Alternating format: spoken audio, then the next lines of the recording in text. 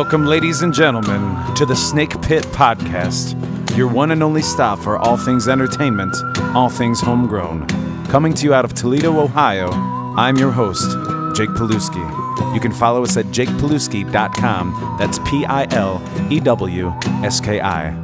The Snake Pit. Ladies and gentlemen, I'm joined here today by a gentleman who I respect equally as a person as I do a musician and a songwriter, Mr. Tim Oehlers. So many of you know him already, but we're going to tap into who Tim Oehlers is and some awesome things that he's doing for the city and for the musicians in town. But first and foremost, how's it going? And welcome to the Snake Pit, Tim. Oh, yeah!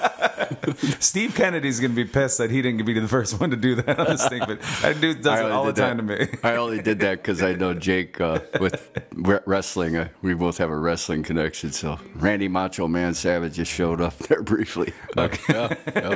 Cream of the crop! Yeah. So... Tim, you know, you've been recording, you've been playing. I mean, you're a veteran in the game, and you've brought a lot to the Toledo area. You know, tell us a little bit about yourself. You know, what you've been doing, what's coming up in the near future. I mean, you just put out an album. Mm-hmm. Yeah. Yeah. There's just a whole lot of different musical related endeavors. I'll use the word that happened all the time.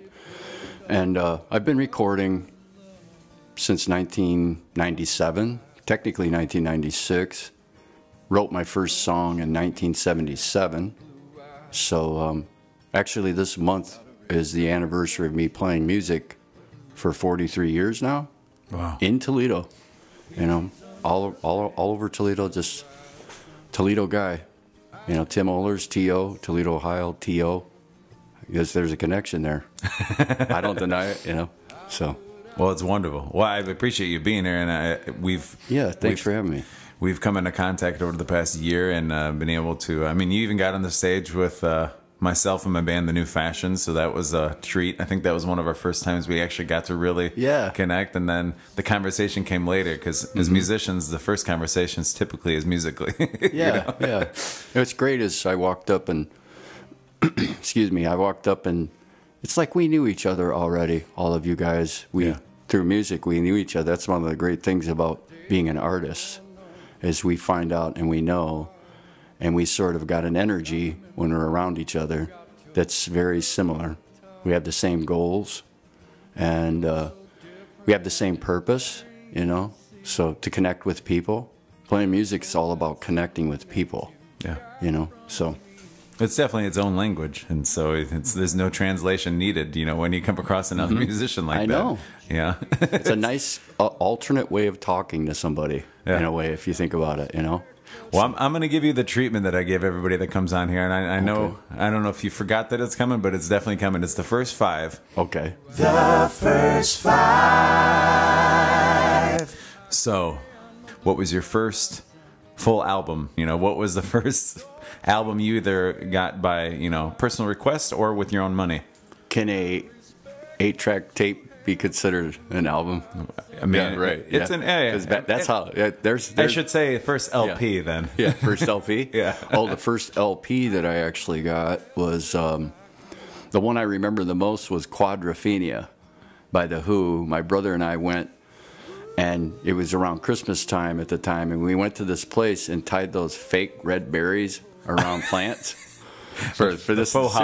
Seriously, we did this. This is a true story. We did this, and when I had enough money, I knew at Ontario, it's on Buckeye Street in the old North End, over by where I grew up. Yeah, they had the album, and I got just enough money. I left there, walked to the store, bought the record, and then came home, walked home. We all walked a lot back then. We didn't, you know. I had a bike, but at the time with my brother, we walked. So, and I got home and explained the story to my father of what I did. And he's like, "You mean to tell me?" He had that kind of reaction to it. And I said, "Yeah, Dad, I wanted this album, you know." And it was worth every penny to me, especially the song "I'm One" that's on there that Pete Townsend wrote and Pete sings. I connected with that song. You know, there was a lot of other songs, but that song stuck out to me. But I had heard the 8-track tape of Who's Next from my father. My father had a lot of music, and so did my older brother Jeff. So my dad and my brother are very adept to a lot of stuff. My older brother had the 8-track of Jimi Hendrix smash hits. Wow. He had the 8-track, I think, of Truth by Jeff Beck. So there's so much from the years I've been doing it that it would take a long time to explain to you, but to put it down, I guess, to one album, I would say that's the one I remember the most. Yeah. I had Harvest by Neil Young, too, by the way. Oh, nice. Mm-hmm. Solid. That was probably one of my favorite. I still tell people that if they say who taught you, I tell them Neil Young was one of my main teachers in music, because of listening to him, and back then dropping the needle down and then picking it up so I could learn the song, you know. Yeah. Yeah. In a different element then, as far as music influence, what was your first live concert experience that you attended? Oh, gee. My brother and I got in a ton of free shows at the sports arena. Our cousin Dick Oehlers was a cop there, and he just let us in. And it had to have been one of those. I had tickets to see Rory Gallagher. They were green, and he canceled his show. That would have been my first show, but I think the first show I saw, that's a tough question, Jake. I want to have to say... That's why it's a snake I'm pit. guessing, Joe Walsh and Barnstorm. And I can't remember who the other act was. My brother Jeff would know if he's listening to this. He remembers all that stuff, but I'm pretty sure it was Joe Walsh at the sports arena. But we've seen just a slew of acts. We've seen Robin Trower, Dave Mason, Roxy Music for free. You know, that's crazy. Our cousin would give this friend of ours the tickets, and when we'd walk up, he'd hand us the tickets. We'd go in. You know, so it was. I don't know how to explain that. Well, even if they weren't free, though, I mean, how much were tickets around that time? They weren't. No. You know, like what, $6-8 maybe or something. And that's some quality acts that have really fine-tuned their craft. I mean, some of the stuff that comes to Huntington, you know, some of those guys. Yeah. Haven't even begun to fine-tune their craft, and they're charging $90 a seat, you know. The Johnny Winter concert the one time was incredible. Yeah. He at one point the band went off the stage, and he sat there and played slide guitar. Nice. And sat there and just, you know, Johnny Winter is and how he is and the passion he has to play. Yeah. I can't begin to tell you how priceless those moments were as a young musician and a young songwriter too, and just going to see that, I instantly knew, even before that's what I wanted to do. I wanted to do that, you know. So. Well, it's an important part of education as an artist. Yeah, you know, that you can't find in a book. It's that actual real life experience.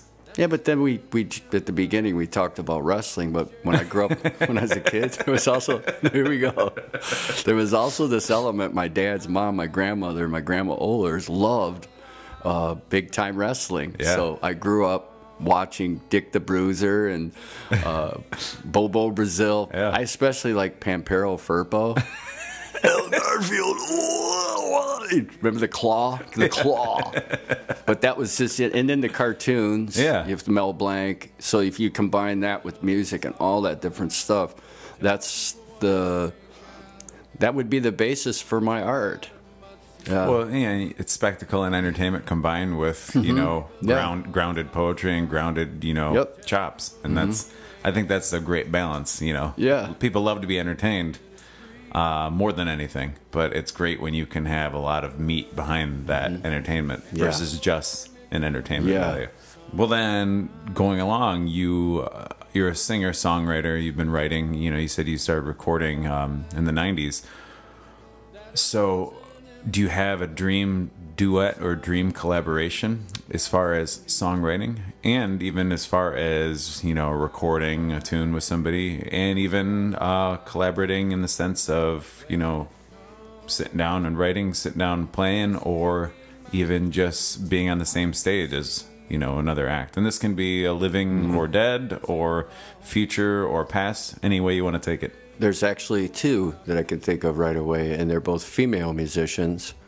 The first one that I would say would be Nancy Wilson. Nice. Nancy Wilson would be someone by her guitar skills, the pitch of her voice, her ability. The song These Dreams, I can name some of the songs that she mainly wrote. And then the other one would be Sean Colvin. I even reached out to Sean Colvin one time and sent her a message offering, I guess as a fellow artist, if she needed a guitar player, if she would be interested, ever looking for somebody. At one time, it was years ago.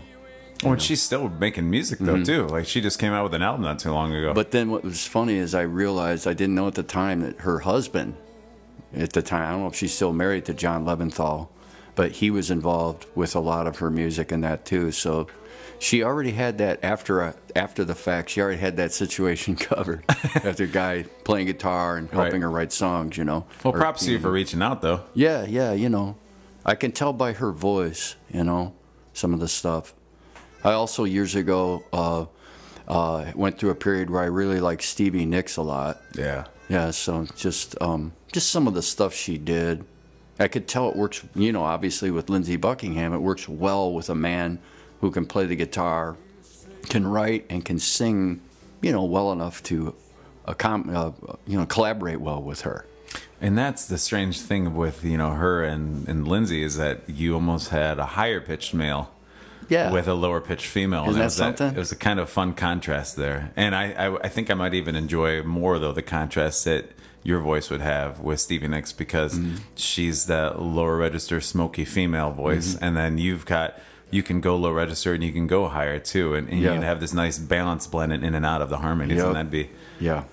So you hear that, too, Absolutely. What I'm saying? As soon as you said it, I was like, absolutely. It has a lot to do with how we hear things. Because one of the things I've always taught, because I've taught lessons for years, is I tell people I have the built-in radio. And when they say, what's the built-in radio? I can start a song up in my head without a musical instrument in my hand and play it all the way through from the beginning to the end. Yes. If you're on the school bus and you're going to school and you first hear, like Jethro Tull, for instance, at the time, that would be an example of what I mean by that. I could start up a song and think of that song and then go home and pick my guitar up, and it's almost like I sort of practice it a little bit.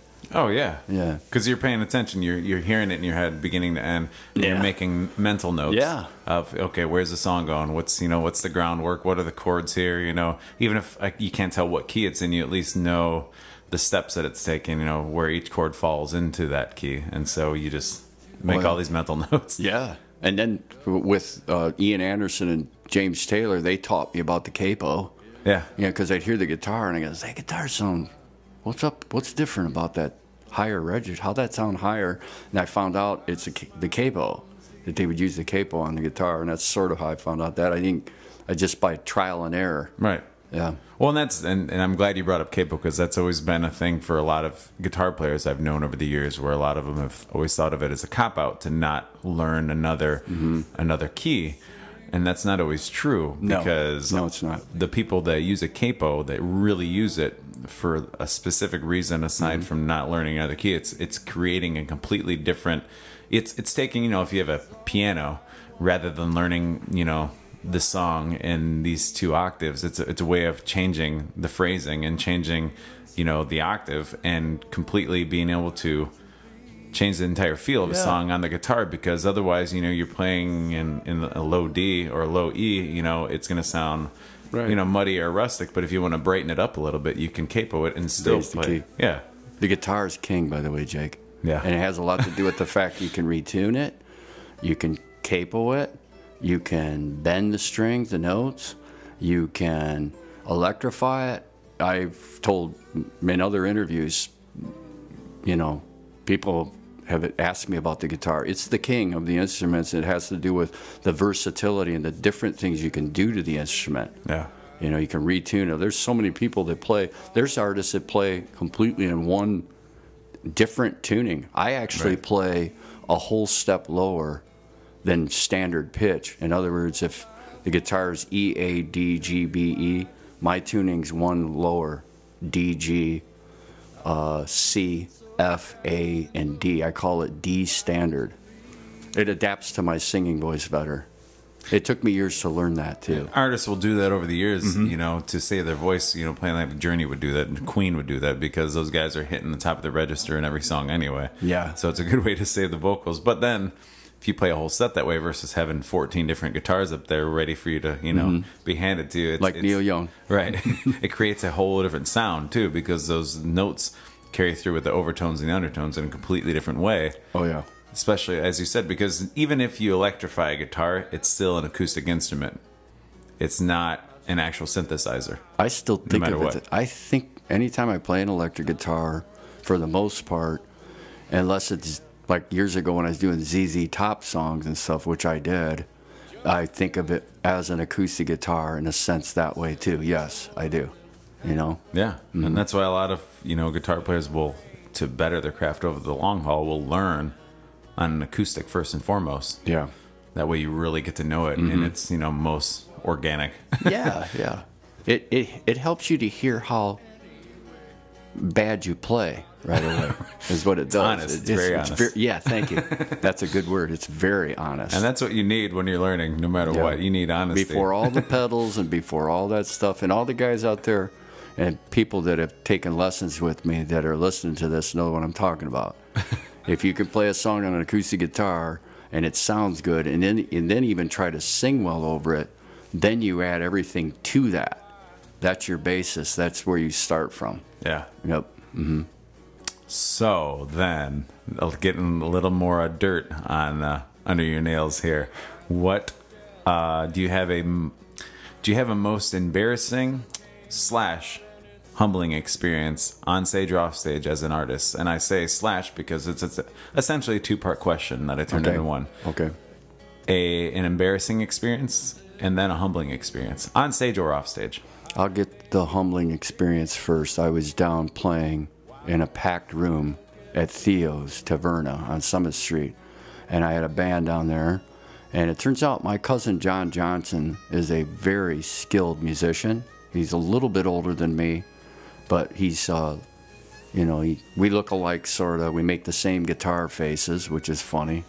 But one night he came in when I was playing there, and his wife is Lori Johnson, Lori Lefevre Johnson. Yeah. One of my favorite vocalists in Toledo. And they came in, and she came up and sang a song, and it was one he knew. And when he came up and played the song on my guitar, he did some stuff that I thought sort of sensed that we both knew that he was giving his younger nephew a little bit of a spanking.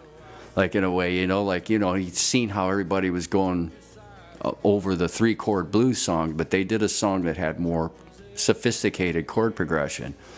And I'll never forget that, because it was a lesson that, because he, you know, he cares about me the way he does. He smiled at me. Like, he smiled at me when he did it, you know? And that was, I would say that would be one example. And it was a loving example, by the way. Yeah. You know, because he is still one of my favorite musicians. I'm biased because he's my cousin, you know? It's all right. Yeah. And then, embarrassing, right? An embarrassing moment? Yeah. Let me see. I have to figure that one out. I can't think of one offhand where I got embarrassed. But can I get back to you on that? Yeah, I mean, another day, another time. Yeah, maybe. I have to think about that, where I was really embarrassed about something on stage. Maybe to be on stage with somebody that was singing terrible. I mean, yeah, it doesn't have to be you and your own. It can be, you know, something you were involved in that was embarrassing for you. Well, there's this one guy years ago at Mona's that came up, and we'll leave him nameless, and we all liked him, and he was a very energetic guy, and we found out that he was being sought after for a murder. Yeah. Wow, I didn't see it going that way. He was just, no, listen, he was just coming in there with us, and he was I know his name, I'm just not going to say it. That's fine. And we all were like we really liked him. He had a lot of energy. It was a lot of fun. Russell Martin knew who he was, and all of a sudden we found out that he was being sought after for murdering this woman.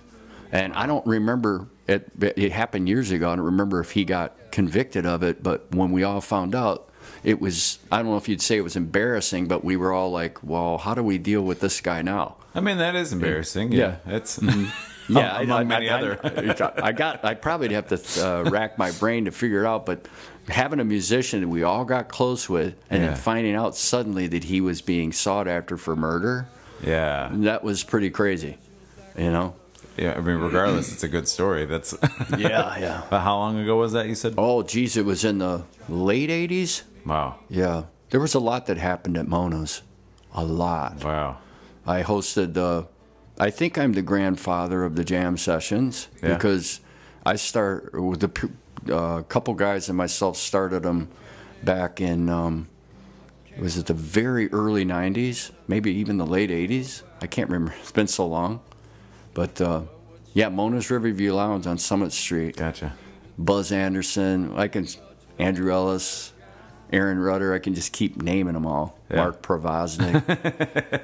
They were all there. That's a lot of talent. It was very special. Yeah. Yeah.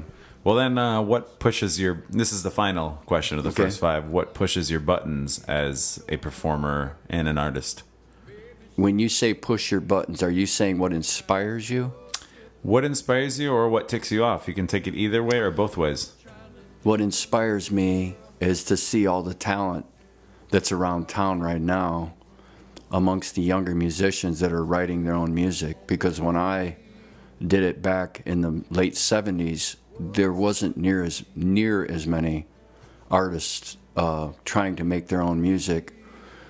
Patrick Lewandowski, Ron Raspberry, a few. Bobby May, I think, did some recording. But what inspires me or pushes my button in a good way is how much these younger musicians are creating right now. I feel that people need to hear this, you know?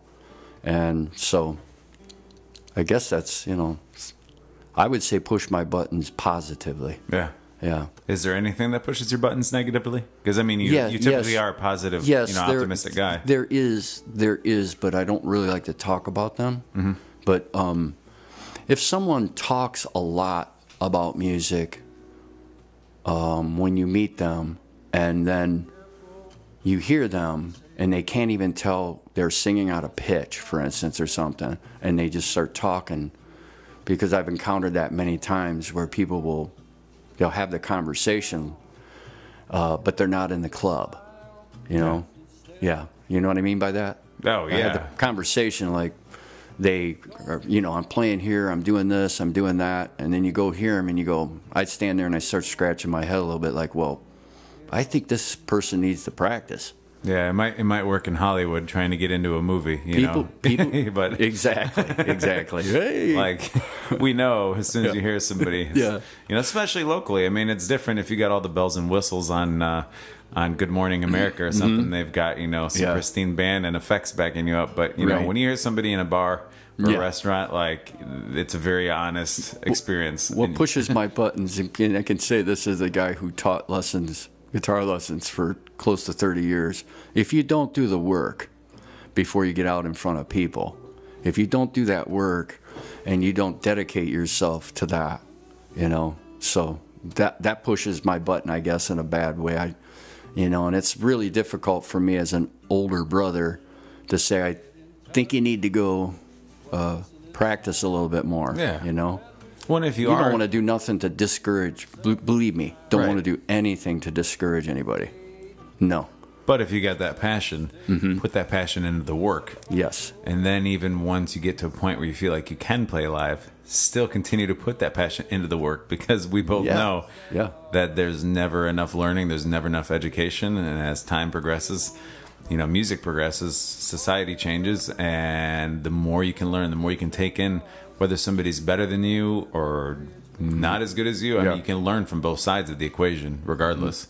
And there's never enough of that. Yeah. I just think it's something people may not take as seriously as they should. You know, I sat in my bedroom when I was first playing almost 2 years, just sitting there, just working and working and working, just to get the first basis of playing one song well. You know, it almost took me, I'd say at least a good year, maybe a year and a quarter, almost a year and a half, where I was really confident of playing a song all the way through. I have a big respect for people who really can play a song all the way through right away, even if it needs work. They can start it, they can stop it. Yeah. So, do you, and this is, you know, no longer the first five, but now it's just conversational question. Do you feel like there's a correlation between the amount of distractions that are available today to youth that there were 20 years ago, 30 years ago, 40 years ago? As far as, you know,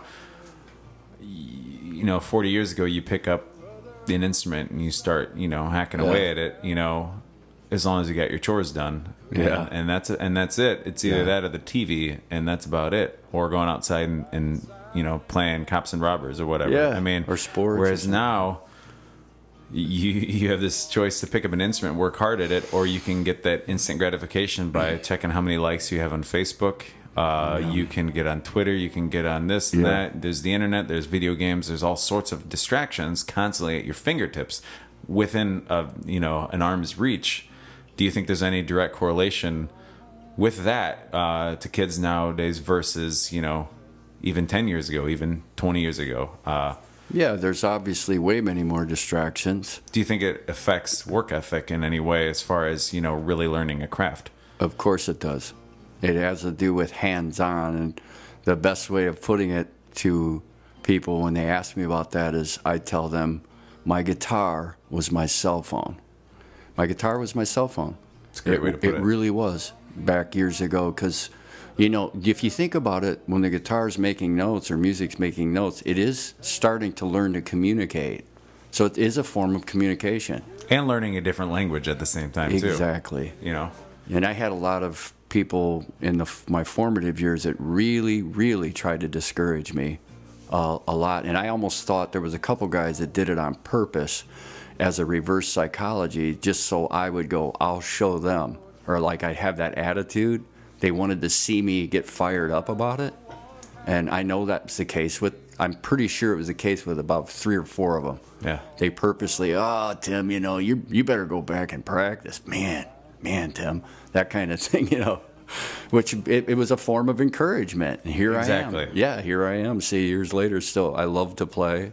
I still have by being around the younger musicians around town, I'm just fanning the flames around them. And I'm like, I can't begin to tell you how that feels.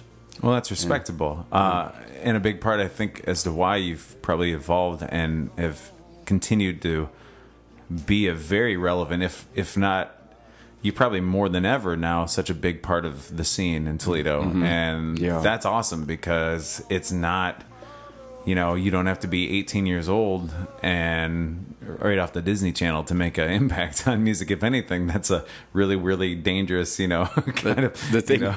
But the thing I've told Jake, I've told people too, is you get to a point, we're all artists and we have this self issue where we want to prove ourselves to each other, right? Yeah. We want to prove ourselves to and respect, Toledo, of brotherhood and sisterhood. And everyone listening knows that Toledo has a high level.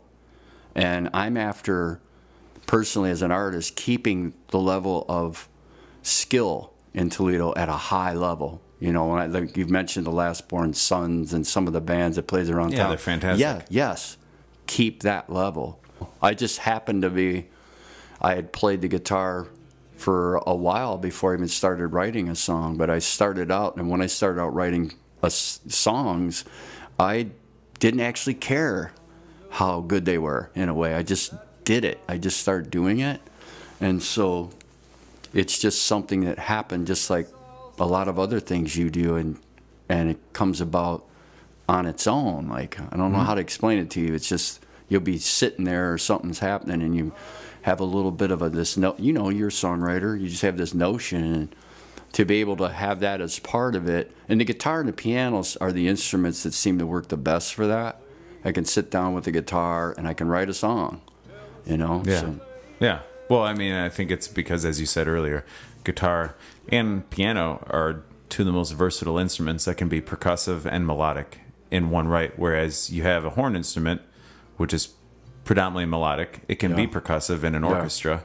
and you can take drums. I mean, my drummer says to me all the time, he's like, I'm ready to write a song when you guys are ready, because, like, you know, I'm just gonna add it. Justin. And it's true though, because, you know, you're not writing notes in the form of a chord, you know, on the drums, but he can get in there and, you know, really add some feel to it, and that can change a song.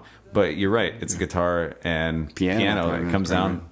You guys picture them all standing. You see pictures of the old bands; they're all standing around a piano or something, you know.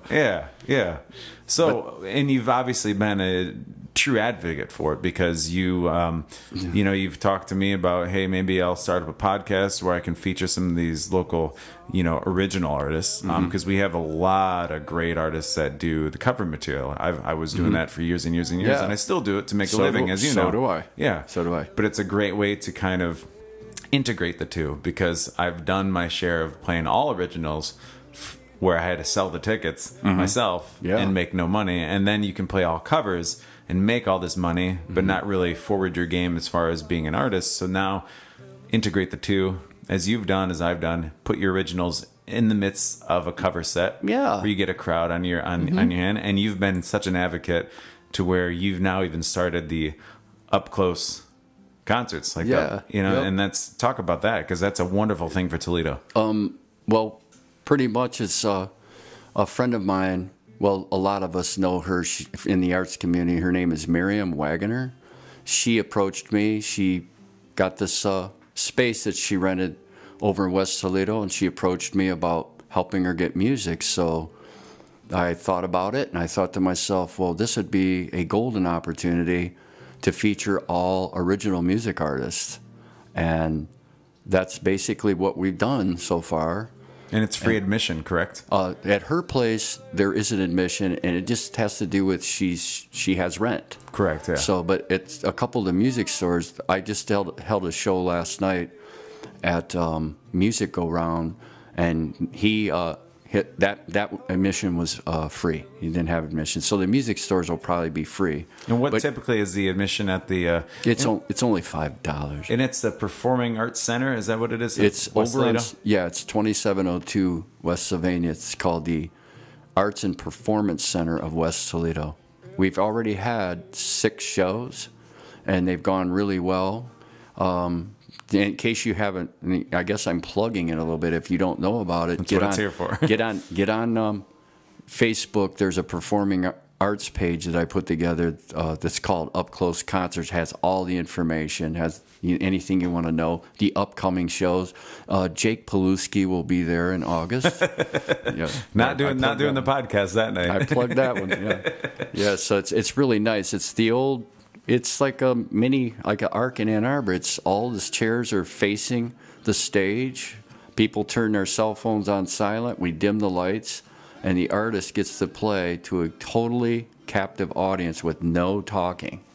And I feel Toledo has, I'm not alone probably, but I feel Toledo has needed that for a long time. There's people who want to go to venues other than pubs and bars to actually hear music. The libraries are now tapping on my shoulder. But those shows would be free, too. You know, you have free admission. And you can't sell merchandise, obviously, at the libraries. So if I can get some local artists to maybe donate a set and come in there and play, it's just going to help. Yeah. I think it will, you know. So. Well, and as you said, I mean, there's really nothing like that actual experience for the artist and for the, you know, for the spectator. That's worth something. Because that's the $5 admission, you know, even alone says, well, now I don't have to go out and see this guy at 11 p.m. Yeah, you know, and I don't have to, you know, perhaps deal with a bunch of talking in my ear when I'm trying to listen to what's happening with this artist. You know, that's that alone is worth $5, $10, $15, $20 itself. Well, the reason she keeps it at that too, though. Because at her place, she calls it the Songwriter Showcase. That's her. We came up with that. That's her shows are called that. And when the person's done playing, we have a little bit of a meet and greet. If they have merch they can sell, we accept donations for the act too. Wow. So if you only pay $5, you would still have, let's say, $10, $15. You could either buy the recording or you could give them maybe a donation for their time. Yeah. So it's real simple. We don't keep it that way.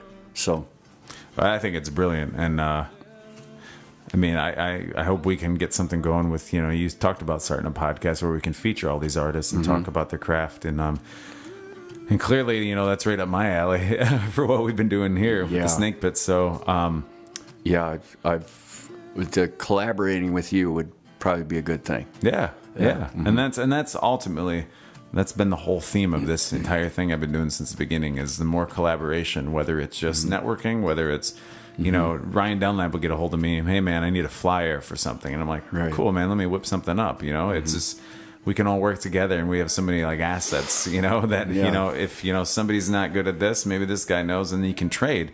Back in the day, once upon a time, if you had, a cattle farm and the guy right down the road had all the fruit and vegetables, you just traded goods, and that's, give me some of that steak. You didn't have to worry about the dollar that people were passing around. It just, is survival, and that's, musicians know what survival is, I love that story.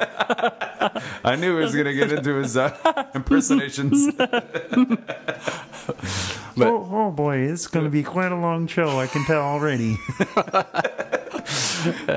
Well, before I let you go, you just released an album, and I think my copy's sitting over at my other Tim, Tim Bauer. It's at in his CD player still, because we've made kind of a thing where we'll go back after a show and we'll sit down and we'll drink some beers and just really listen to an album beginning to end. Great. And we did multiple times with yours. Well, the night you gave it to me. So thank you. Talk about where we can find your album, the name of the album.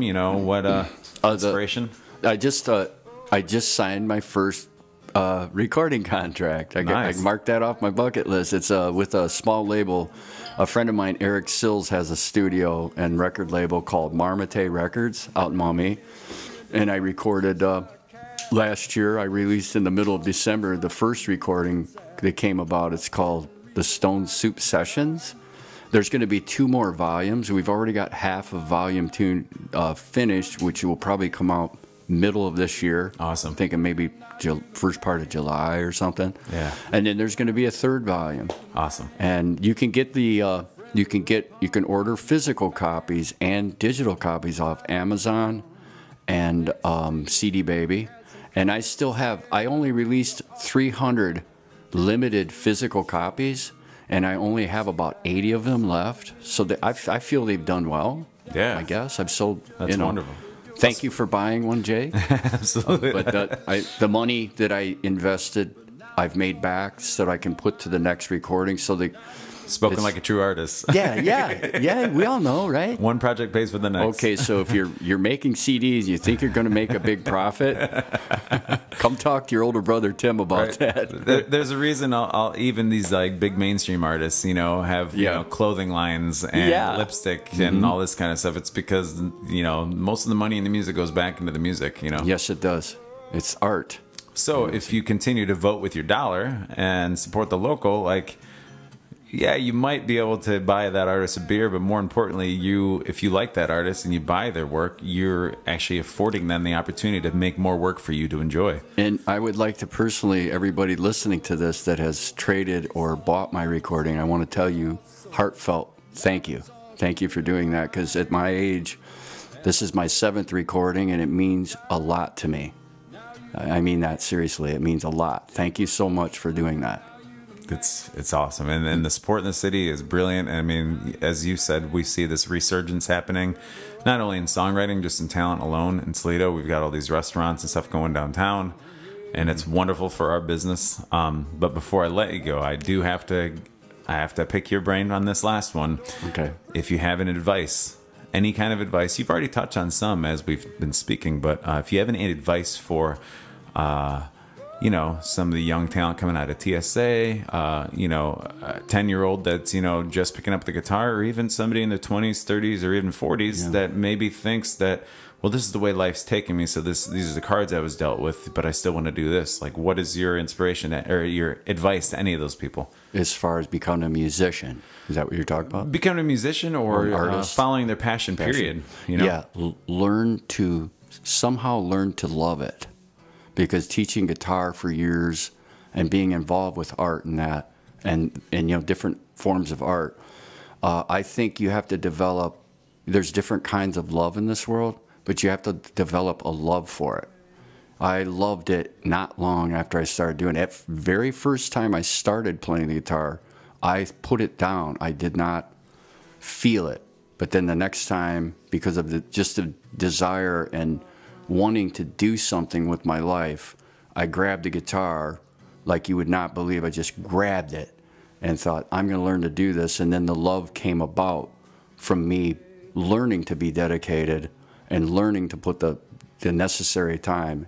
If you just want to play music or do something and you don't take the time and the dedication and the devotion to do it, you're not going to probably accomplish as much as you had hoped you were.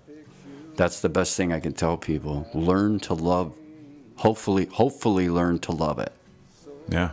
I can't teach that when I teach guitar lessons. I can't teach someone how to love to do it. But I can see when someone would come to my house and the guitar would be out and they'd be already playing before the lesson starts. Kyle Smithers was an example of that, by the way. That's right. I forgot that you were his teacher. Buzz Anderson was an example. He'd be at the music store. I'd be there. He'd be already playing. And they were telling me specifically what they wanted to do. So I was just like their tour guide. You know, yeah, but that's all I was, their tour guide. So you essentially just got to grab it by the balls, you know. It's yes, and those guys have, because now those guys, you know, Buzz Anderson Project and Kyle Smithers and Last Born Sons, two of the most solid acts we have in this town. I can't begin to tell you how much I love them guys. Yeah, well, that's got to mean a lot to Andrew you. Andrew and all of them. They're just I can't begin to tell you in words how I feel about all of them, because they're keeping our level, like I said earlier, our level high. Set the bar high. Yeah. Always got to. Dooley Wilson. Yeah. Oh, yeah. Well, Tim Oehlers, you're such a treat. I'm glad to call you a friend now more than anything. After only probably a year and a half, getting to know you. Likewise. And this is just the first chapter. And I think we're going to do a lot of cool things in collaboration, you know, just for this town alone. So Toledo's where it's at, ladies and gentlemen. This is Snake Pit Podcast with Tim Oehlers. Any parting words? Go out there and sing a song. Oh, what? You do another cartoon voice? whatever you want, man. This guy does impersonations. I think about 3 lumps. 4 gives me a headache. Wow. So any of my friends living out in California, if you got some voiceover work, Tim's got a plethora of voices. Thanks for having me, Jake. Thanks for being here. You can follow us at jakepilewski.com. That's Pilewski. The Snake Man.